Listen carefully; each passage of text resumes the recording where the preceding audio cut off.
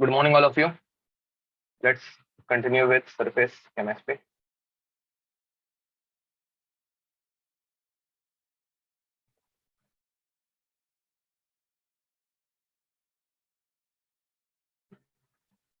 Now, guys, in case of surface chemistry, last time we had started with colloids, right? So, what are colloids? So, colloids are the particles which are in the range of 10 raised to minus 9 to 10 raised to minus 6. Okay. So, colloids.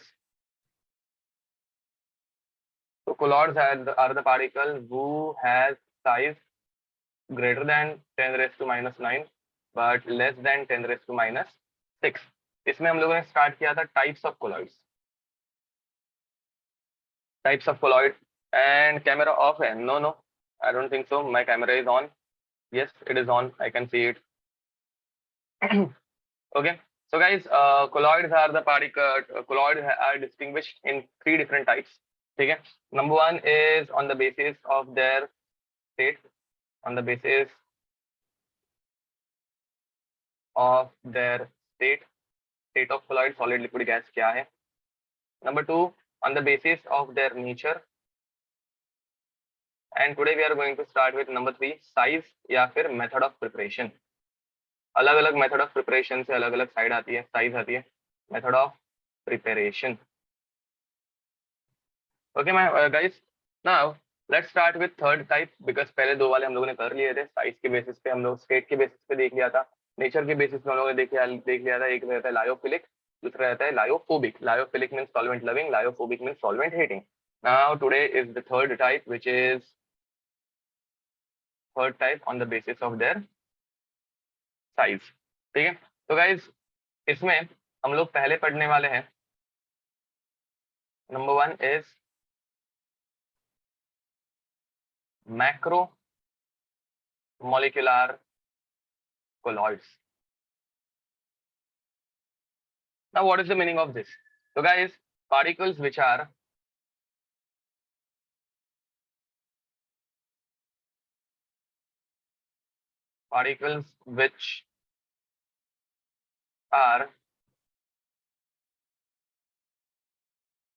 present in colloidal range, such as biopolymers. ठीक है.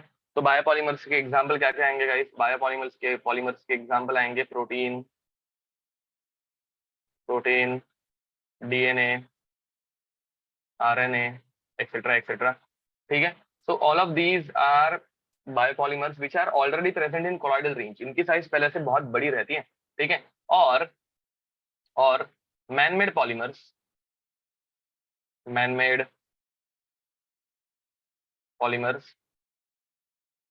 such as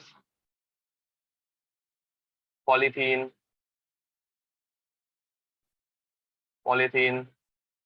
polyvinyl alcohol, polyvinyl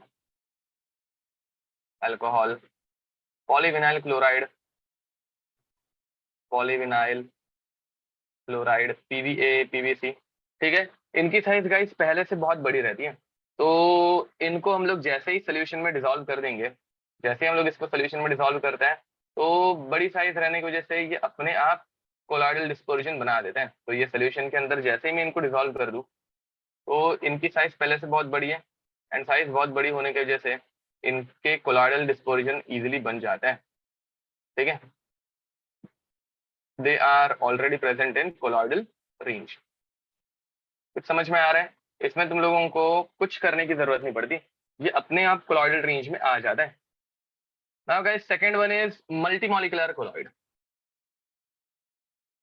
multi molecular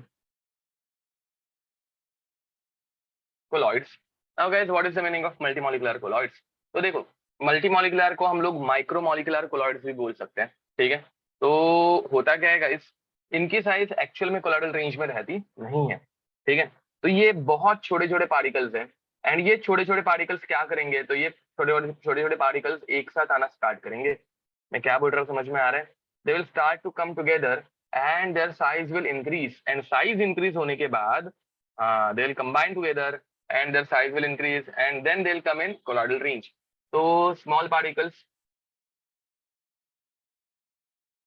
small sized molecules or atoms comes together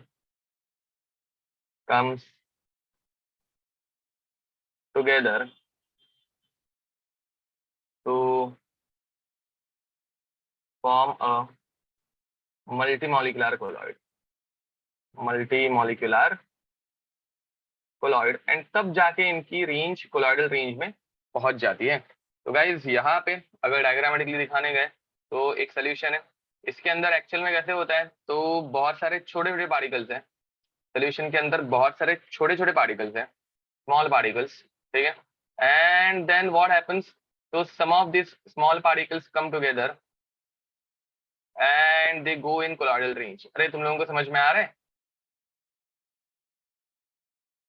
तो अब जैसे ये इस बड़े particle में convert हो गए, they will be called as multimolecular colloids and obvious है अभी ये कोलॉइडल रेंज में आ गए, तो they will form colloidal dispersion.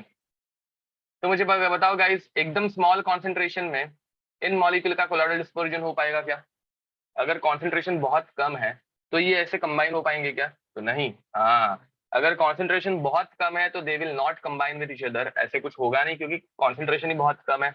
But अगर एक स्पेसिफिक कॉन्सेंट्रेशन के बाद ये होगा, ठीक है, कुछ स्पेसिफिक नंबर ऑफ मॉलिक्यूल्स अगर आ गए एक साथ तो ये पॉसिबल होगा, ठीक है। Point number C is associated colloids,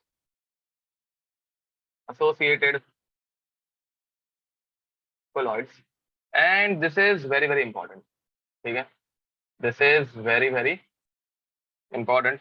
अच्छा हाँ, इसके एग्जाम्पल गाइस, इसके एग्जाम्पल लिख दो। मेटल नैनो पार्टिकल्स,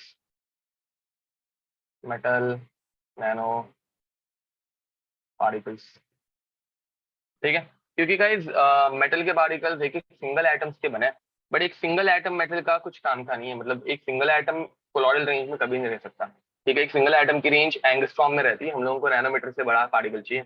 तो गाइस हम लोग क्या करेंगे, मतलब हम लोग नहीं, मेटल क्या करेगा, तो metal will come together and they will form a cluster of more than one molecule and then they will come in colloidal range, ठीक है। ये समझ में आ रहा है तुम लोगों को? नाउ गाइस एसोसिएटेड कोलॉइड्स में सबसे इंपॉर्टेंट एग्जांपल रहता है सोप, ठीक है। हम मतलब यही एक इकलौता एग्जांपल हम लोगों को पढ़ना है, soap. Now guys soaps are long chain of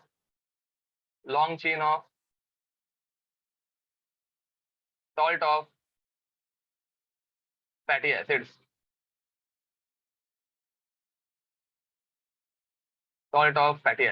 ठीक है। एंड हम लोग अभी पढ़ने वाले हैं 17 कार्बन का सोप, ठीक है, 17 कार्बन का एसिड। तो गाइस 17 कार्बन बनाने वाला हूं मैं, देखो जरा तो कैसे होगा ये, 1 2 1 2 3 4 5 6 7 8 9 10 11 12 13 14 15 16 17 17 कार्बन गाइस, 17 कार्बन का carboxylic acid, fatty acid means carboxylic acid, तो C double bond O, O H. So guys this is called as stearic acid, इसका नाम क्या रहता है, तो this is called as stearic acid.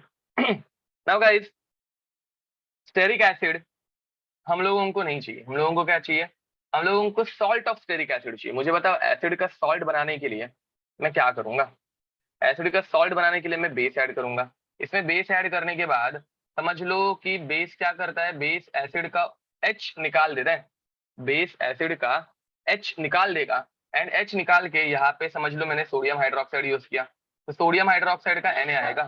Guys ये reaction बहुत सिंपल है एंड ये हम लोगों ने बहुत बार पढ़ी है, तो acid base neutralization I guess तुम लोगों को बहुत अच्छे से आता है, ठीक है। नाउ गाइस इस कंपाउंड का नाम मैंने क्या बोला था, दिस इज स्टेरिक एसिड।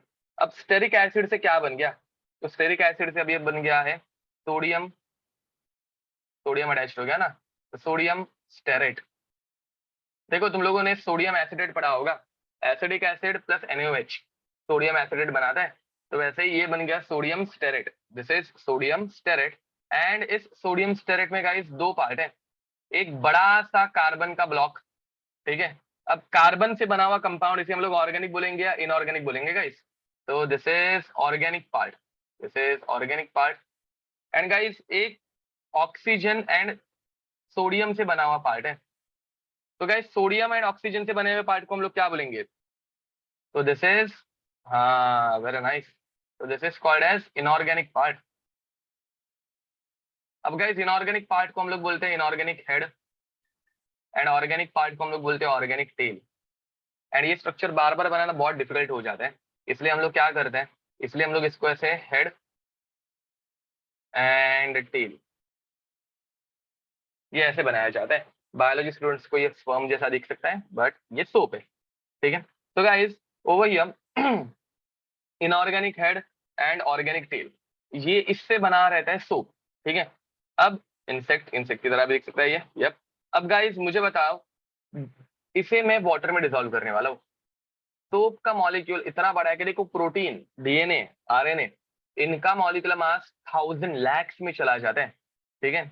मतलब प्रोटीन्स का या फिर डीएनए का मॉलिक्यूलर मास अगर हम लोग निकालने गए तो it is in the range of lakh, 1 lakh 2 lakh, ठीक है, उस रेंज में चला जाता है। तो ये वाला जो मॉलिक्यूल है इसका मॉलिक्यूलर मास उतना तो मुझे लग रहा नहीं है। मतलब सोप जो है वो कोलॉइडल रेंज में प्रेजेंट रहता है या नहीं रहता? तो याद रखना, this is a single molecule of soap and it is not in colloidal range, not in colloidal range. तो गाइस होता क्या है, देखो अगर तुम लोग हाथ पे थोड़ा सा सोप ले लो, थोड़ा सा, अगर मैंने एकदम थोड़ा सा सोप लिया है, फिर थोड़ा सा एकदम शैम्पू ले लिया है एंड वो मैं बहुत ज्यादा पानी में ऐसे मिक्स कर रहा हूँ, ठीक है। तो मुझे बताओ थोड़ा सा सोप या फिर थोड़ा सा शैम्पू, बहुत एक बकेट भर के पानी है हम लोगों के पास, उसके अंदर अगर मैं डिजोल्व करने गया तो विल इट डिजोल्व और नॉट? इट विल डिजोल्व और not? What do you think? थोड़ा सा, एकदम थोड़ा सा, एकदम थोड़ा सा शैम्पू एंड एक बकेट भर के पानी है, तो वो डिजोल्व होता है या नहीं होता? तो गाइज आज से तो ट्राई करना है, एकदम थोड़ा सा सोप या फिर थोड़ा सा शैम्पू पानी के अंदर डिजोल्व हो सकते हैं। Why? Because very few particles are there, because very few particles are there, ठीक है। एकदम थोड़ा सा, एकदम थोड़ा सा, ठीक है। बट अगर हम लोग पूरा एक शैम्पू का सैचे उस बकेट के अंदर डाल दे तो गाइस ऑब्वियसली वो डिसॉल्व होने वाला नहीं है। तो ऐसे टाइम पे हम लोगों को क्या मिलता है? ऐसे टाइम पे हम लोगों को बहुत बहुत सारा क्लाउडीनेस मिलता है, ठीक है, जिसे हम लोग फोम भी बोलते हैं, ठीक है।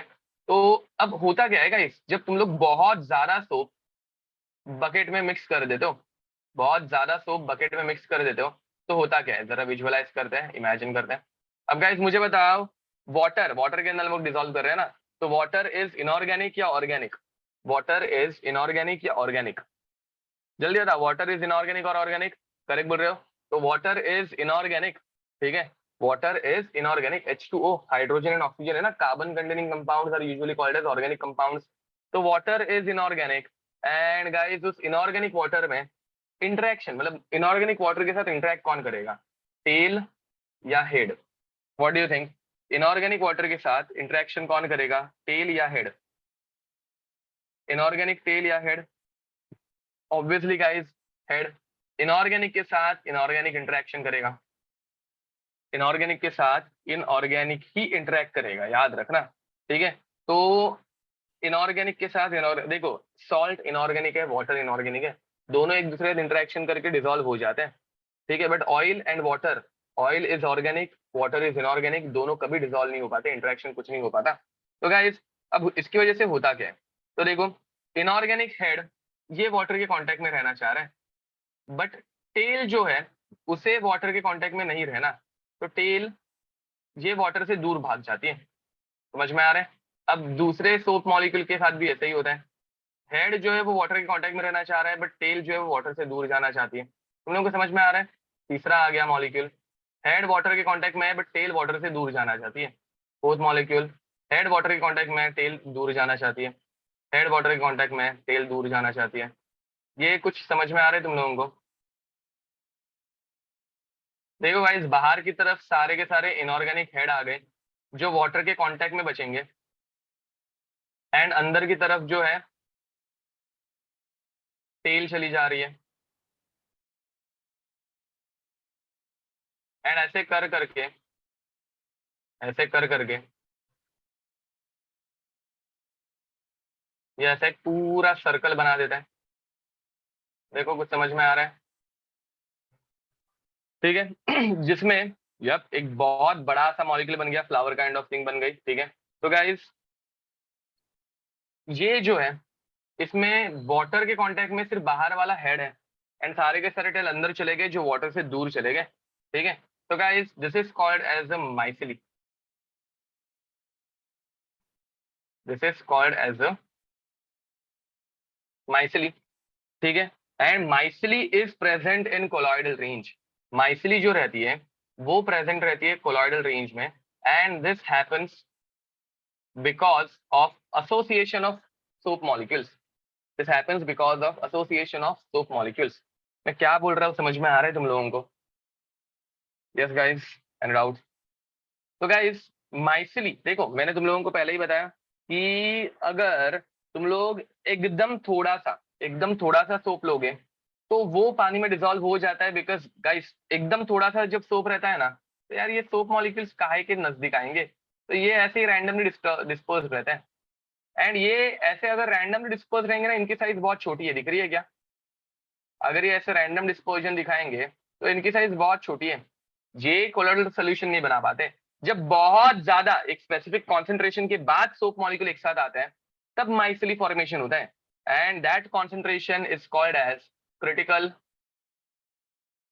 Critical micelle concentration, CMC। ठीक है, now what is the meaning of critical micelle concentration? The concentration above which the concentration above which micelle formation is visible is visible is called as critical micelle concentration। तो gas critical micelle concentration, इसके ऊपर भी question पूछे गए हैं बहुत बार। ठीक है, सिमिलरली और एक रहता है parameter which is craft temperature, same definition आने वाली है। ठीक है, craft temperature is represented by TK। तो the temperature above which the temperature above which same micelle formation is visible, micelle formation is visible is called as Krafft temperature. चलो guys लिख दो, ये कंप्लीट करो जल्दी, फास्ट।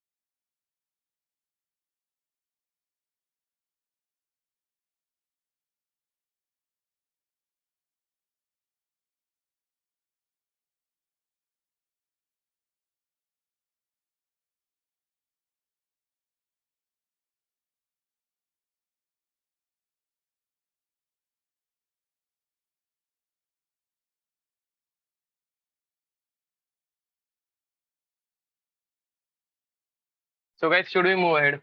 हो गया लिख के?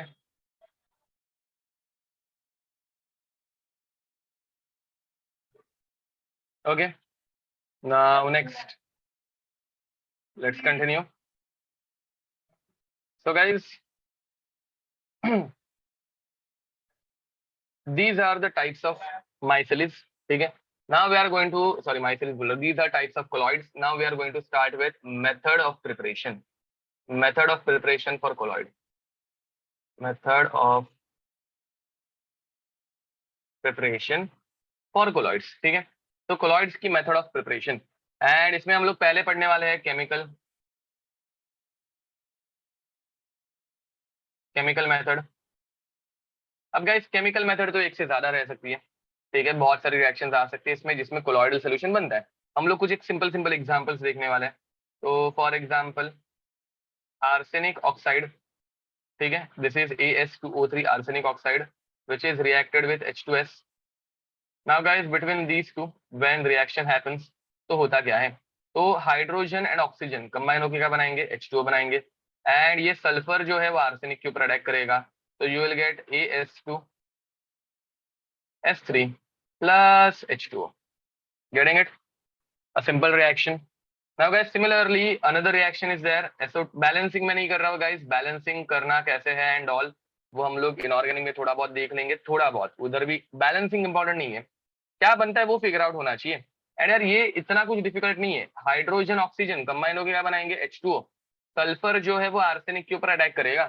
तुम लोगों को बैलेंसिंग जहां पे इंपॉर्टेंट थी रिडॉक्स रिएक्शन में वहां पे पढ़ा दिए. ठीक है. उसके ही क्वेश्चन बनते बैलेंस करने के लिए.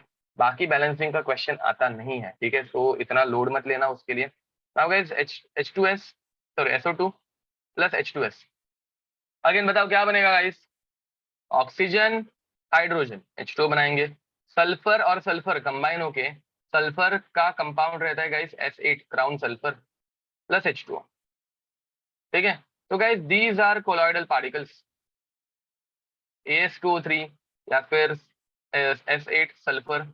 These are colloidal particles.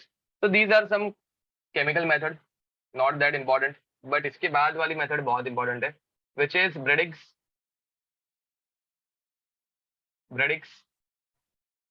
arc method. Now guys, what happens in Bradig's arc method? देखो, very important. ठीक है, मस्त method है. We take a large container in which a smaller container is placed. ठीक है. जिसके अंदर एक ऐसे छोटा सा दूसरा कंटेनर रहता है जो हम लोग रखते हैं. अब गाइज लार्ज कंटेनर का काम क्या है. लार्ज कंटेनर का काम है छोटे कंटेनर को ठंडा रखना. So in large container we circulate ice cold water. इसमें कंटिन्यूअसली आइस कोल्ड वाटर घूमते रहता है.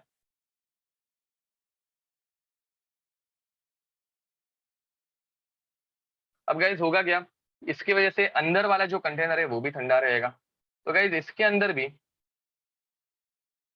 हम लोगों ने वही वाटर मेंटेन किया है. बट ये वाटर बार बार रिप्लेस नहीं हो रहा है. ये वाटर बाहर के वाटर की वजह से कूल डाउन हो रहा है. इतना समझ में आ रहा है. अब गाइस तुम लोगों को जिस किसी मेटल का, लेट्स अज्यूम तुम लोगों को गोल्ड के नैनो पार्टिकल्स बनाने हैं, गोल्ड के. ठीक है. तो गाइस तुम लोग गोल्ड का ऐसे एक इलेक्ट्रोड लोगे और यहाँ पे अंदर की तरफ पुट कर दोगे, रख दोगे. समझ में आ रहा है कुछ. गोल्ड के ऐसे दो इलेक्ट्रोड्स दिए मैंने एंड यहाँ पे अंदर की तरफ मैंने ऐसे रख दिए. And then I will pass some electric current. मैं इधर इलेक्ट्रिक करंट पास करूंगा. Now guys what will happen, tell me fast, what will happen. मुझे बताओ first of all, water is a good conductor of electricity या bad conductor. Water is a good conductor of electricity या bad conductor of electricity. तो guys water is a very bad conductor of electricity. Correct बोल रहे हो महेश.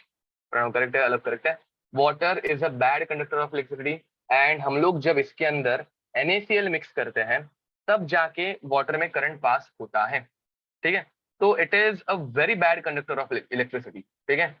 अब मुझे बताओ अगर कंडक्टेंस खराब है, मतलब रेजिस्टेंस बहुत ज्यादा है, इसमें से जब मैं करंट पास कर रहा हूँ तो बहुत ज्यादा रेजिस्टेंस है गाइस, बहुत ज्यादा रेजिस्टेंस है. एंड मुझे बताओ जब रेजिस्टेंस ज्यादा रहता है तो मेटल के साथ क्या होता है. जब रेजिस्टेंस ज्यादा है एंड फिर भी हम लोग जबरदस्ती करंट पास कर रहे हैं तो मेटल हीट होता है. वेरी नाइस प्रणव, करेक्ट बोल रहे हो. तो मेटल जो है वो हीट होना स्टार्ट होगा. गाइस तुम लोगों को समझ में आ रहा है. Metal will start to get heated up. अब गाइस सिर्फ मेटल हीट होगा पानी बाजू वाला गर्म होने वाला नहीं है, बिकॉज हम लोगों ने आइस कोल्ड वाटर का कंटिन्यूस सप्लाई रखा है, तो मेटल गर्म होते जा रहे हैं, वाटर अभी भी मस्त में ठंडा है। एक पॉइंट आएगा, हम लोग इतना करंट सेंड करेंगे कि मेटल बहुत ज्यादा गर्म हो जाए। हाँ, पानी में करंट लगने का रीजन बिकॉज हम लोगों के घर पे जो पानी आता है बीएमसी का, उसके अंदर आयंस मिक्स रहते हैं, क्लोरीन मिक्स रहता है थोड़ा सा, एंड बहुत सारे डिफरेंट डिफरेंट आयंस भी पहले से प्रेजेंट रहते हैं। तो आयंस रहने की वजह से करंट पास होता है, but we are talking about pure water. Pure water is a bad conductor of electricity. And guys, हम लोग इतना ज्यादा करंट पास करते हैं, इतनी ज्यादा हीट जनरेट होती है कि मेटल मेल्ट नहीं होता, मेटल वेपराइज होता है। मेटल के वेपर बनना स्टार्ट होते, तुम लोगों को समझ में आ रहा है? मेटल के वेपर्स, इतना करंट पास कर दिया कि मेटल डायरेक्ट वेपराइज होना स्टार्ट हो गया, वेपराइजेशन। अब गाइस, वेपराइजेशन मतलब गैस मॉलिक्यूल्स जो कि छोटे छोटे बनेंगे, एक दो एटम्स के गैस मॉलिक्यूल्स प्रोड्यूस हो गए। एंड गाइस, ये गैस मॉलिक्यूल्स जैसे ही वाटर के कांटेक्ट में आ जाएंगे, वाटर तो कूल डाउन हुए ना भाई, मेटल गर्म हो गया बट पानी तो ठंडा ही रखा है हम लोगों ने, तो what will happen guys? Suddenly they'll become solid. Very nice. So guys, metal vapors, these are metal vapors which cools down, which cools down on coming in contact with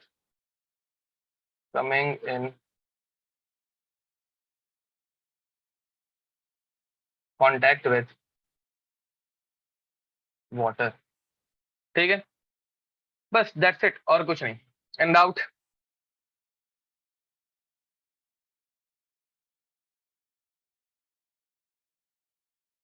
okay guys, so next is next heading डालना। लिख के हो गया सबका? No, it is not harmful. Actually metal nano particles के तो बहुत सारे फायदे रहते हैं अपने हम लोगों को। Okay, now guys, next topic is properties of colloids. Properties of colloids. Now guys, properties of colloids में सबसे पहली प्रॉपर्टी लिखना, colloidal dispersion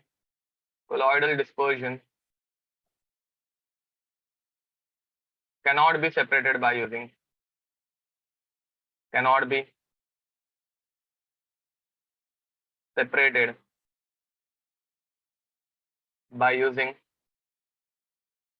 normal filter paper। ठीक है, इनके लिए हम लोग कौन सा फिल्टर पेपर यूज करते हैं फिर? तो इनके लिए हम लोग यूज करते हैं सेल्यूलोनाइट्रोज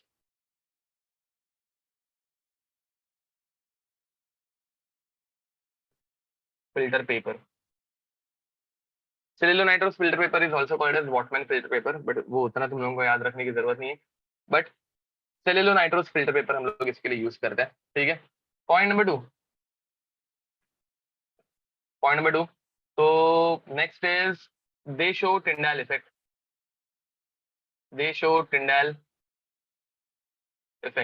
अब guys, what is the meaning of Tyndall effect? ठीक है, they show Tyndall effect. Now okay, give me a minute, मैं तुम लोगों को टिंडाल इफेक्ट 2 मिनट में एक्सप्लेन करूंगा। जस्ट मुझे थोड़ा सा लाइट। तुम लोगों को टिंडाल इफेक्ट पहले से पता है क्या सबको? देखो गाइस, अगर मैं प्योर वाटर में से लाइट पास कर रहा हूँ, लाइट की पाथ मुझे विजिबल होती है क्या? If I am passing light through a pure water source, तो is it visible to me? No, it is not. Correct बोल रहे हो गाइस, याद रखना, अगर तुम लोग प्योर वाटर में से लाइट पास करते हो तो लाइट की पाथ कभी भी विजिबल नहीं होती। लाइट पानी में से ऐसे ही एकदम मस्त में निकल जाती है, अपने को पता भी नहीं चलता वो कब निकली। सिर्फ थोड़ा सा पानी ग्लो होता है, बट बाकी लाइट की पाथ नहीं दिखती। ठीक है, and it is never seen. ठीक है, ये कभी दिखेगी भी नहीं। ठीक है, बट अगर पानी के अंदर मिलावट हो गई, मतलब for example milk plus water, या फिर कुछ कोलाइडल डिस्पर्जन आ गया, ठीक है, तो तुम लोगों को लाइट की पाथ विजिबल हो जाती है। गाइस, ये तुम लोगों ने कहाँ पे देखा होगा? तुम लोगों ने मूवी थिएटर्स में वो प्रोजेक्टर की बीम देखी होगी। तुम लोगों ने मूवी थिएटर में प्रोजेक्टर की बीम देखी होगी, या फिर मूवीज में बहुत सी बार अगर कोई ऐसे स्पाई स्पाई मूवी है या फिर कुछ डिटेक्टिव की मूवी है, तो या फिर चोरी की मूवी है, ठीक है। तो जब वो चोरी करने जाते हैं, लेजर्स रहती है जो हम लोगों को नॉर्मली दिखती नहीं है, एंड फिर वो ऐसे फॉग उड़ाते हैं। फॉग मतलब समझ में आ रहा है ना, परफ्यूम परफ्यूम भी बहुत सी बार परफ्यूम के साथ भी वो दिखाया जाता है, जैसे परफ्यूम उड़ा रहा है एंड देन अचानक से वो लेजर लाइट अपने को विजिबल हो जाती है। मैं क्या बोल रहा हूँ, समझ में आ रहा है? तो गाइस यूजुअली हम लोगों को लाइट की पाथ दिखती नहीं है, यूजुअली हमें लाइट की पाथ दिखती नहीं है, बट जैसे ही हम लोग कुछ ये करते हैं, sun rays coming through a window, correct बोल रहे हो, ठीक है, या फिर फॉरेस्ट में, करेक्ट बोल रहे हो। तो गाइस यूजुअली हम लोगों को लाइट की पाथ दिखती नहीं है, बट जैसे ही हम लोग वो किसी एक कोलॉइडल डिस्पर्जन में पास करते हैं, अगर हम लोगों ने लाइट कोलॉइडल डिस्पर्जन में पास की, तो वो पाथ विजिबल हो जाती है। जैसे कि अभी मैंने तुम लोगों को बताया, परफ्यूम्स के वजह से वो लेजर बीम जो इनविजिबल रहती है, वो चोर को दिखने लग जाती है, ठीक है, मतलब चोरी के टाइम पे भी ये काम आता है। तो गाइस ये पाथ विजिबल हुई कैसे, ये पाथ विजिबल हुई कैसे, what is the reason behind it? तो उसे हम लोग बोलते हैं स्कैटरिंग ऑफ लाइट।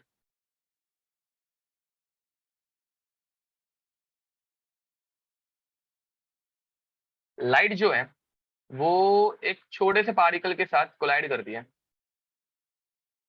ठीक है, एंड फिर इसके ऐसे अलग अलग छोटे छोटे वेवलेंथ्स बनते हैं, ठीक है, scattering of light, Raman effect भी बोलते हैं इसको, ठीक है। तो बट वो अभी के लिए हम लोगों के सिलेबस में नहीं है, फिजिक्स में तुम लोगों को थोड़ा सा पढ़ाया जाता है, फिजिक्स में स्कैटरिंग तुम लोगों को आती है, ठीक है। बाकी तुम लोगों के सिलेबस में ये है नहीं, तो हम लोग ज्यादा नहीं सोचेंगे, बट स्कैटरिंग तुम लोगों को पता है, dispersion of light kind of thing, ठीक है। तो it is not that difficult, ठीक है। Okay, now guys after Tyndall effect, third one is Brownian motion. Brownian motion ये डिस्कवर किया था किसने? बायोलॉजी वालों को पता होगा।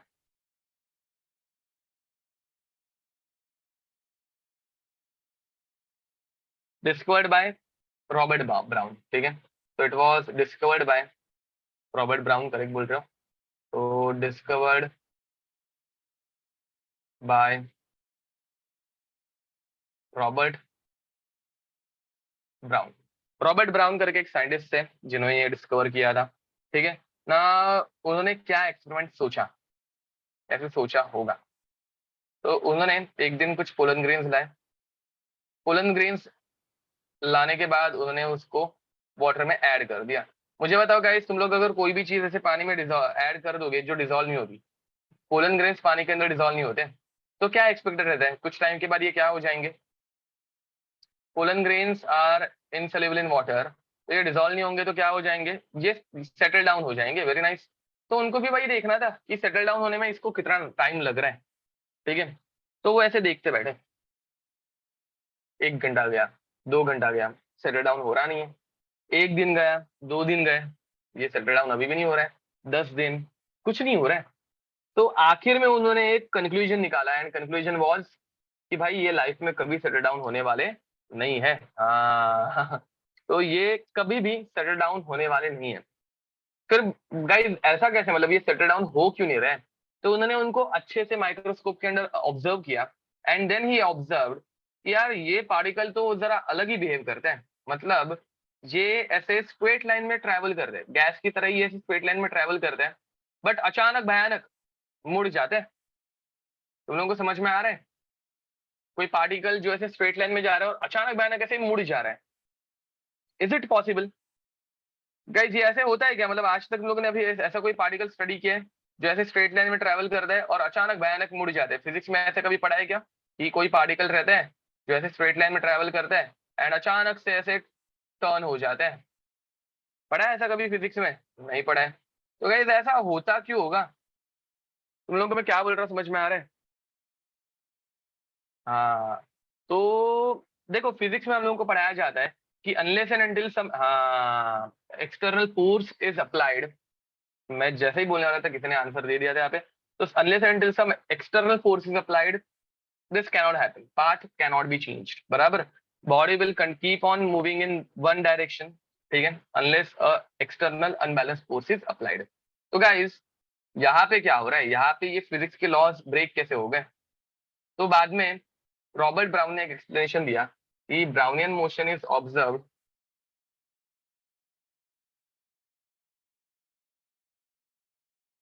ब्राउनियन मोशन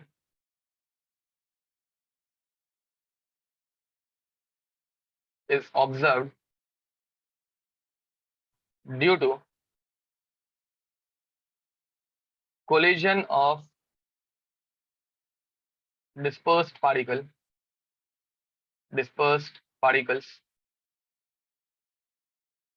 जिसे हम लोगों ने यहाँ पे लिया है पोलन ग्रेन्स,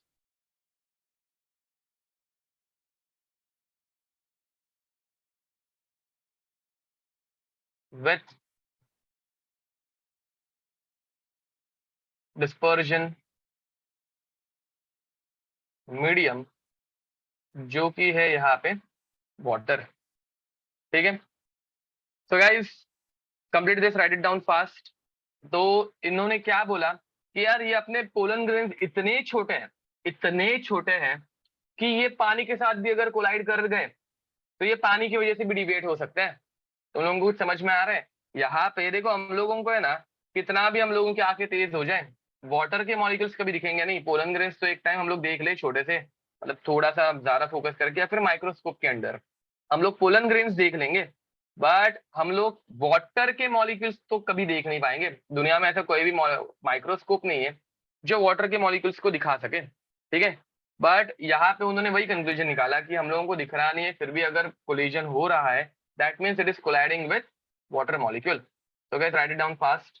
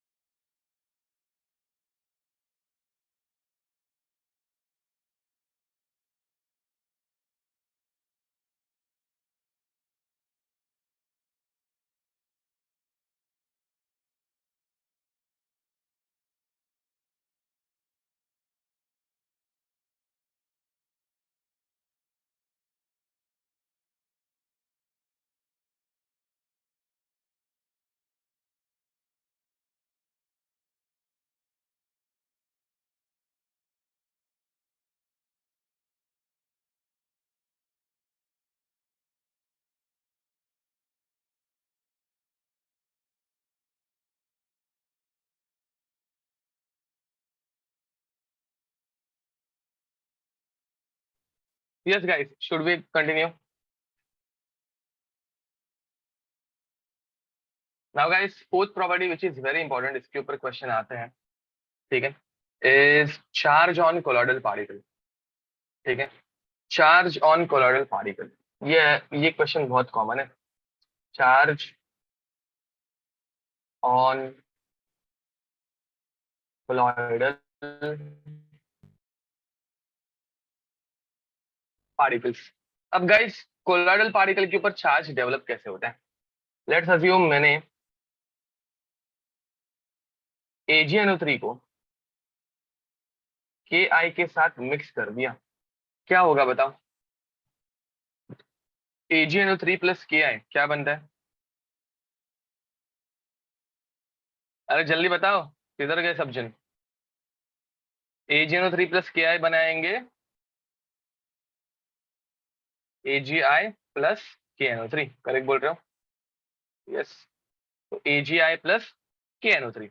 अब गाइस, इसमें KNO3 का कुछ काम नहीं है, तो इसको मैं पहले से कैंसिल करके रख रहा हूँ। KNO3 का इसमें कुछ काम ही नहीं है, रोल नहीं है, तो मैं इसको पहले से कैंसिल, ये बनता है बट इसका कुछ काम है नहीं। अब गाइस, लेट्स अज्यूम मैंने AgNO3 को एक्सेस में ले लिया। अब अगर AgNO3 को मैंने एक्सेस में ले लिया, तो मुझे बताओ AgI के साथ दूसरी और कौन सी चीज बनेगी? तो दूसरी चीज बनेगी AgNO3। Is it clear? अब गाइज AgI तुम लोगों ने बचपन से पढ़ा है, AgCl, AgBr, AgI, ये प्रेसिपिटेट बनाते हैं ना, ये प्रेसिपिटेट बनाते हैं और इसका कलर रहता है ब्राइट येलो। याद है, ये हम लोगों ने केमिकल बॉन्डिंग में भी पढ़ा है, इसका कलर रहता है ब्राइट येलो एंड ये पीपीटी बनाते हैं हमेशा। ठीक है, तो गाइज वही होने जा रहा था, क्या होने जा रहा था, तो AgI ये सोल्यूशन के अंदर है एंड इसको बनानी है पीपीटी, बट सोल्यूशन के अंदर और एक चीज है गाइस, सोल्यूशन के अंदर दूसरी कौन सी चीज है, सोल्यूशन के अंदर ये मस्त येलो कलर के, ब्राइट येलो कलर के AgI के पार्टिकल्स है, एक्सेप्टेड, ये AgI के पार्टिकल्स है अपने पास। अब गाइज इनके अलावा और कौन सी चीज है, तो गाइज इनके अलावा सोल्यूशन के अंदर है AgNO3 ना, सोल्यूशन के अंदर इनके अलावा प्रेजेंट है, करेक्ट बोल रहे हो, AgNO3। अब guys AgNO3 is Ag plus NO3 minus, बराबर ना, AgNO3 is Ag plus and NO3 minus. अब AgI बनते ही AgI का बन गया सरफेस, सरफेस के ऊपर गाइस रहता है surface tension and surface tension की वजह से होता है एडजॉर्प्शन। देखो समझ में आ रहा है मैं क्या बोल रहा हूँ, AgI के मॉलिक्यूल्स का बन गया सरफेस, सरफेस के ऊपर है surface tension and surface tension की वजह से होता है एडजॉर्प्शन। एंड यहाँ पे एडजॉर्प्शन अब गाइस सिलेक्टिव एडजॉर्प्शन होता है, इस क्या होता है, कौन सा टाइप का एडजॉर्प्शन होगा, selective adsorption. And in case of selective adsorption Ag plus and NO3 minus में से ऐसा आयन एडजॉर्ब होगा जो पहले से प्रेजेंट है। तो गाइस AgI में Ag पहले से प्रेजेंट है, तो सिलेक्टिवली Ag प्लस इसके ऊपर एडजॉर्ब होना स्टार्ट हो जाता है। तुम लोगों को मैं क्या बोल रहा हूँ समझ में आ रहा है, सिलेक्टिवली Ag प्लस यहाँ पे एडजॉर्ब होना स्टार्ट होगा, AgI बनने के बाद AgNO3 के ऊपर सिलेक्टिवली Ag प्लस का एडजॉर्प्शन होगा। And guys because of this selective adsorption what is happening, इस सिलेक्टिव एडजॉर्प्शन की वजह से AgI के मॉलिक्यूल्स के ऊपर कौन सा चार्ज डेवलप हुआ, जल्दी बताओ, because of due to this selective adsorption which charge is developed on AgI particles, तो पॉजिटिव चार्ज डेवलप हो गया गाइस, तो चार्ज ऑन कोलोइडल पार्टिकल तुम लोगों को समझ में आ रहा है। अब गाइस मुझे बताओ, इस पॉजिटिव चार्ज की वजह से ये मॉलिक्यूल जब पीपीटी बनाना स्टार्ट करेंगे, AgI के मॉलिक्यूल्स जिनके ऊपर पॉजिटिव चार्ज आ गया, Ag प्लस चिपक गया, तो इस पॉजिटिव चार्ज की वजह से ये जब पीपीटी बनाने ऐसे नीचे नीचे सेटल डाउन होना स्टार्ट होंगे, तो ये नजदीक आएंगे एंड करेक्ट बोल रहे हो प्रणव, ये जैसे ही नजदीक आएंगे they will again repel back, जैसे ही ये पीपीटी बनाने के लिए ऐसे नीचे सेटल डाउन होने जाएंगे ये रिपेल करेंगे। And guys because of this repulsion PPT formation होगा क्या, because of this repulsion PPT formation होगा क्या, नहीं होगा। तो guys they will keep on continuous showing continuous random motion, ये कंटिन्यूस रैंडम मोशन दिखाते जाएंगे। And guys because of charge, देखो यहाँ पे मैं लिख रहा हूँ,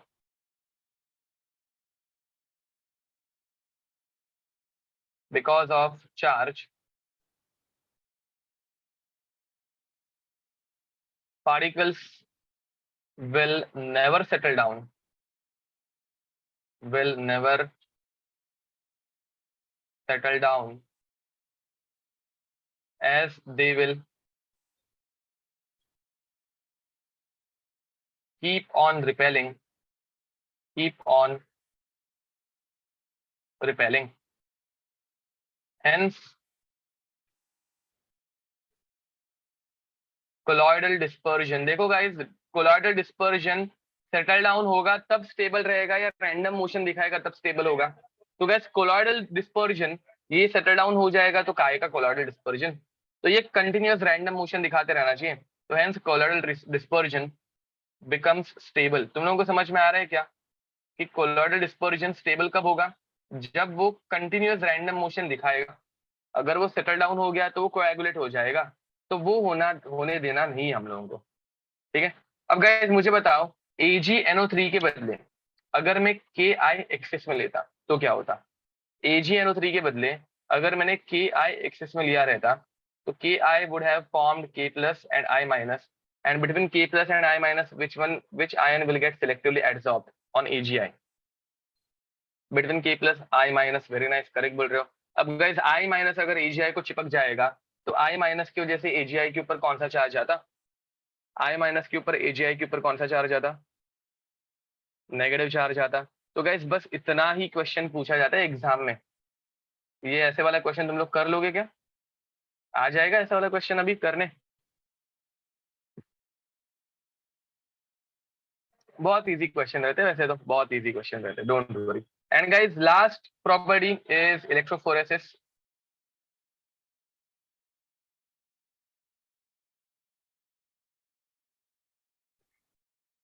Electrophoresis.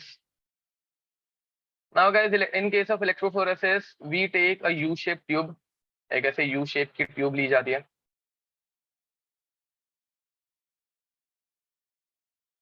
ठीक है.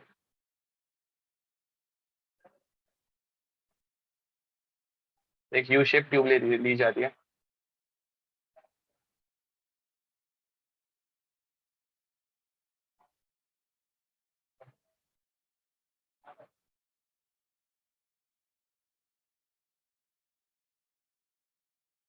Now guys, on this tube, we attach two electrodes. यहाँ पे दो electrodes अटैच किए जाते हैं. अब इलेक्ट्रोफोरेसिस का यूज ये रहता है कि हम लोगों को चार्ज एंड पार्टिकल बताते हैं. तो यहाँ पे हम लोग दो इलेक्ट्रोड अटैच कर देंगे. इलेक्ट्रोड अटैच किया तो उनको सेल अटैच करेंगे. सेल अटैच करने के बाद उसमें से करंट पास करेंगे. ठीक है. अब गाइस यहाँ पे हम लोग फिल कर देते हैं अपना इलेक्ट्रोलाइटिक सोल्यूशन. यहाँ पे हम लोग फिल कर देते हैं अपना electrolytic solution. And electrolytic solution fill करने के बाद हम लोग देखो, लेट्स अज्यूम AgI का सोल्यूशन है. अब गाइस AgI का सोल्यूशन का कलर क्या रहता है? Bright yellow. AgI के सोल्यूशन का कलर रहता है ब्राइट येलो. तो यहाँ पे AgI के पार्टिकल्स है. लेट्स अज्यूम इसके ऊपर के एग्जांपल में कौन सा चार्ज था? पॉजिटिव. तो इसके ऊपर प्लस चार्ज है. मैंने इलेक्ट्रोड्स को करंट पास किया. करंट पास करते ही एक इलेक्ट्रोड बन गया plus charge, positive. Positive charge वाले इलेक्ट्रोड को हम लोग जनरली बोलते हैं एनोड. एंड दूसरा बन गया माइनस वाला, नेगेटिव, उसे हम लोग जनरली बोलते हैं कैथोड. अब गाइज यहाँ पे होगा क्या बताओ जल्दी. मेरे AgI के पार्टिकल्स के ऊपर प्लस चार्ज है, तो AgI के येलो पार्टिकल्स किस तरफ मूव करना स्टार्ट करेंगे? AgI के येलो पार्टिकल्स किस तरफ मूव करना स्टार्ट करेंगे? जल्दी बताओ. चलो क्या होगा? कैथोड की तरफ मूव करना स्टार्ट करेंगे. Very nice. तो गाइस ये सारे के सारे येलो पार्टिकल्स देखो, तुम लोगों को ये ऐसे मस्त वाला मोशन दिखेगा. ठीक है, कि यहाँ से सारा का सारा येलो कलर धीरे धीरे फेड होते जा रहे हैं. सारा का सारा येलो कलर ऐसे फेड होते जा रहे हैं. एंड ये पार्टिकल्स जो है वैसे धीरे धीरे मूव करना स्टार्ट करते हैं कैथोड की तरफ. ठीक है, सारे के सारे पॉजिटिव पार्टिकल्स मूव करना स्टार्ट कर देते हैं कैथोड की तरफ. अब गाइस पॉजिटिव पार्ट नेगेटिव की तरफ जाके प्लस और माइनस कंबाइन होके क्या बनाएगा? प्लस और माइनस कंबाइन होके क्या बनाएगा? प्लस और माइनस कंबाइन होके क्या बनाएगा? न्यूट्रल बनेगा. Very nice, neutral. अब गाइस मुझे बताओ AgI के पार्टिकल्स के ऊपर से चार्ज निकल गया. AgI के ऊपर से मैंने प्लस चार्ज सारा निकाल दिया, तो AgI के पार्टिकल जिनको सेटल डाउन होना था बट प्लस चार्ज की वजह से वो रिपेल हो रहे थे, अब जैसे ही मैंने चार्ज निकाल के फेंक दिया तो वो क्या उग जाएंगे गाइस? वो क्या बनाएंगे? जैसे ही मैंने चार्ज निकाल के फेंक दिया तो वो क्या हो जाएंगे? वो हो जाएंगे सेटल. Very nice. एंड उसे हम लोग बोलते हैं कोएगुलेशन. जिसे हम लोग बोलते हैं coagulation, also called as precipitation. Precipitation. तुम लोगों को इलेक्ट्रोफोरेसिस समझ में आ रहा है क्या? इलेक्ट्रोफोरेसिस में if dispersed phase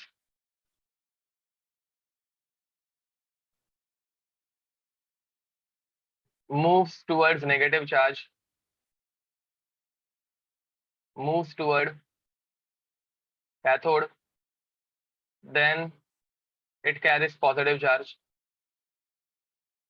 It carries positive charge. And if it moves if it moves towards anode, then it carries a negative charge. ठीक है, वो कॉमन सेंस हम लोगों के पास है. ठीक है, And guys, this is called as coagulation, precipitation, also called as flocculation. Flocculation, ठीक है. Why is this process used? ये process actually DNA fragmentation में use की जाती है, DNA separation, protein charge protein के सेपरेशन में यूज की जाती है. बहुत सारे बायोलॉजिकल प्रोसेस में यूज की जाती है. डीएनए रेप्लिकेशन आई गेस तुम लोग अभी तक पढ़े नहीं रहोगे. डीएनए रेप्लिकेशन में भी ये प्रोसेस यूज होती है, ठीक है. तो है मतलब इसके बहुत सारे यूजेस है. मेन इसका बायोकेमिस्ट्री में बहुत यूज होता है. And guys, last topic of this chapter which is method of coagulation. Method of coagulation. अब गाइस, इसमें फर्स्ट मेथड इज हीटिंग. अब ये बहुत इजी है. देखो, ग्लू भी एक ये है, क्या बोलते हैं, कोलॉइडल डिस्पोजिशन है. तो गाइस, ग्लू को ही अगर मैं लूं या फिर जेल, हेयर जेल, और उनको अगर मैं हीट कर दूं तो जितना भी पानी है वो उड़ जाएगा. पानी उड़ने के बाद तुम लोगों के पास वो ऐसे एक sticky rubber kind of thing या फिर जेल के केस में से कुछ प्लास्टिक काइंड ऑफ थिंग बचेगी. मैं क्या बोल रहा हूँ, समझ में आ रहा है? ठीक है. तो heating same goes for freezing. Freeze अगर कर दोगे तो जो भी वाटर कंटेंट है एंड ऑल वो फ्रीज हो जाएगा एंड बाकी तुम लोगों के पास अगेन वो रबर काइंड ऑफ थिंग बच जाएगी. ठीक है. Point number 3. ये 2 पॉइंट्स इतने कुछ इंपॉर्टेंट है नहीं. Next is mutual coagulation. Mutual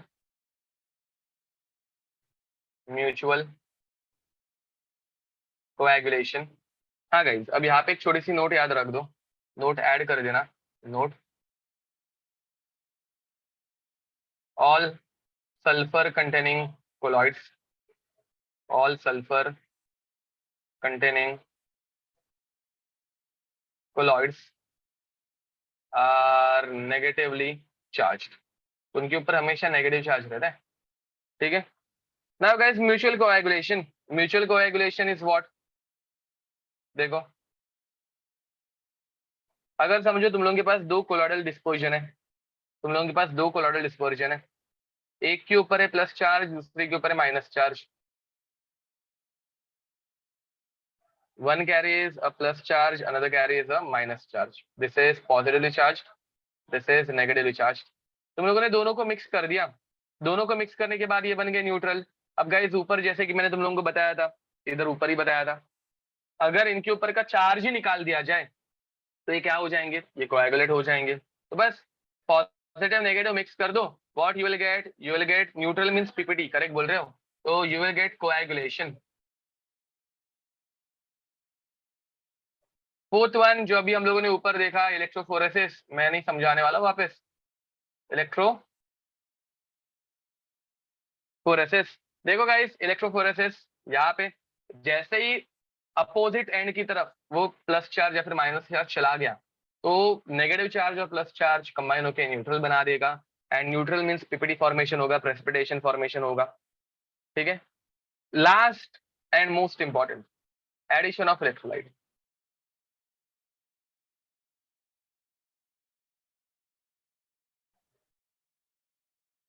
इसमें गाइस एक छोटी सी नोट लिख दो. Small amount of electrolyte, small amount of electrolyte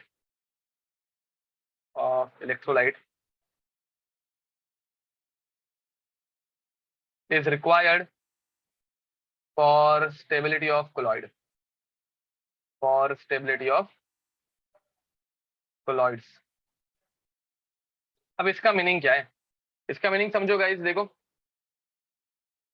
AgI हमेशा पीपीडी बनाता है. AgI हमेशा पीपीडी बनाता है. बट जैसे ही मैंने थोड़ा सा AgNO3 एक्सेस में डाल दिया था, जैसे ही मैंने थोड़ा सा AgNO3 एक्सेस में डाल दिया था, उसने पीपीडी नहीं बनाई बिकॉज चार्ज फॉर्मेशन हो गया. मैं क्या बोल रहा हूँ, समझ में आ रहा है? AgI हमेशा पीपीडी बनाता है, बट जैसे ही मैंने थोड़ा सा AgNO3 ऐड क्या कर दिया, उसने पीपीडी बनाना बंद कर दिया. ठीक है. तो थोड़ा सा, थोड़े अमाउंट में इलेक्ट्रोलाइट चलता है. But when high concentration of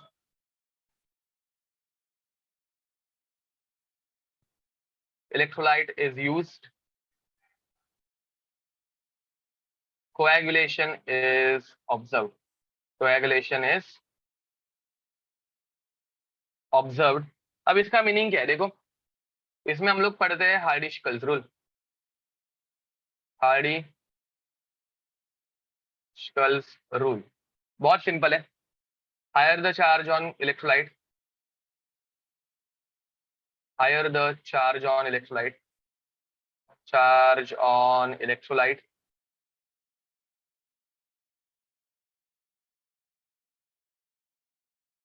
higher is the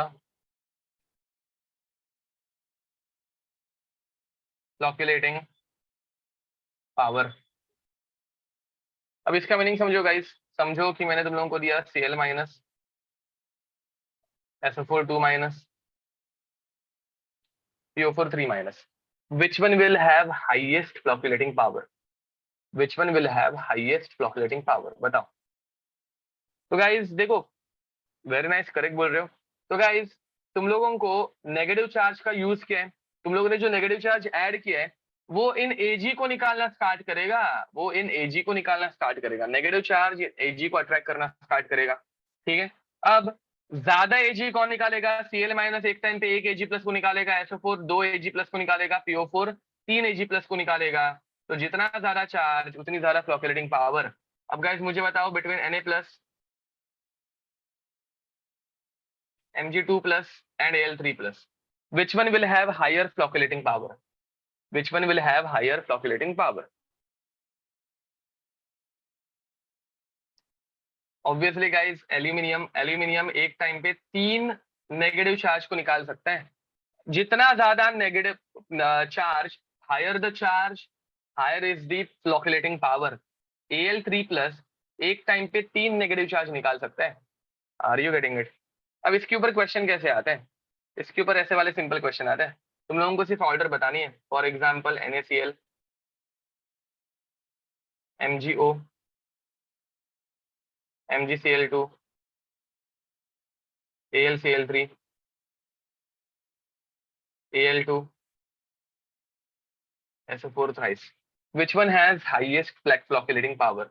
1, 2, 3, 4 and 5। इनमें सबसे ज्यादा फ्लोक्युलेटिंग पावर किसकी है? तो करेक्ट बोल रहे हो, 5 की सबसे ज्यादा है, ये तो कोई भी बता देगा। अब उसके बाद कौन आएगा? 5 के बाद कौन आएगा बताओ? 5 के बाद कौन आएगा? 5 की सबसे ज्यादा है, वेरी नाइस, करेक्ट बोले। अब इसके बाद कौन आएगा? तो किसी का भी आंसर नहीं आया अभी तक करेक्ट। तो गाइज ये ऐसे क्वेश्चन को कैसे टैकल करना है वो मैंने तुम लोगों को केमिकल बॉन्डिंग में पढ़ाया था, इनऑर्गेनिक में। उसके बाद हम लोग फिजिकल में घुस गए तो इनऑर्गेनिक आएगा, थोड़ा सा भूल गए। तो देखो, ऐसे क्वेश्चन को टैकल करने के लिए तुम लोगों को हर एक के ऊपर का चार्ज निकालना है। एक +1 -1, +2 -2, +2 -1, +3 -1, +3 -2। एंड फिर गाइज अगर दो अलग अलग चार्जेस है तो दोनों का मल्टीप्लीकेशन कर दो, जिसका मल्टीप्लीकेशन ज्यादा उसका चार्ज ज्यादा। अगर 5 में देखोगे 3 into 2 6 हो जाता है, तो 5 में फ्लोक्युलेटिंग पावर सबसे ज्यादा।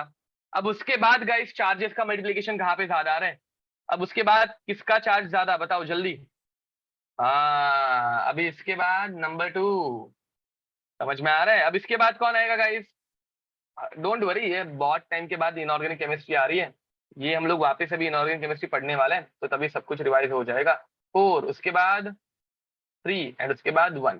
ठीक है, तो with this guys this chapter is over, physical chemistry is over. ठीक है, न्यूक्लियर केमिस्ट्री का जो पार्ट है वो तुम लोग न्यूक्लियर फिजिक्स में पढ़ोगे।